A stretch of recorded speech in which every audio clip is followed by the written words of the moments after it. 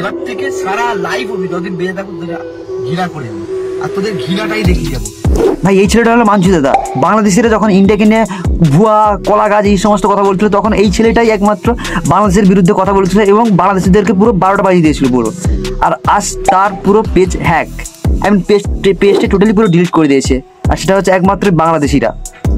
এটা নিশ্চিত যে বাংলাদেশিরা ফাইবারের দিক থেকে পুরো অনেকটাই কি বলবো অনেকটাই হাত, যেটা আমাদের ইন্ডিয়াতে হয়তো নেই বা আমরা হয়তো অনেকটা পিছিয়ে। কি বলতে গেলে মাঞ্জু দাদার এখন পুরো ফলোয়ার্স হচ্ছে 1.3 মিলিয়নস, মানে আমাদের ওয়েস্ট বেঙ্গল আমাদের ওয়ান অফ দ্য টপেস্ট এখন বলতে গেলে মাঞ্জু দাদা ফেসবুক ক্রিয়েটার হিসেবে বেশি ফেমাস।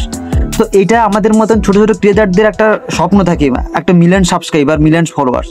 তো যেই পেজটা এখন আর মাঞ্জু দাদার নেই, একমাত্র একটাই কারণ বাংলাদেশিদেরকে নিয়ে কথা বলছিল বলে।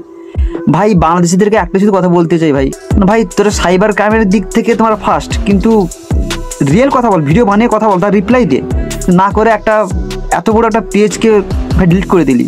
সিরিয়াসলি খুব খারাপ লাগছে, কারণ এই পেজটা প্রত্যেকটা ইউটিউবারের কাছে, প্রত্যেকটা কন্টেন্ট ক্রিয়েটারের কাছে এই ফলোয়ার্সটা বিশাল ম্যাটার করে।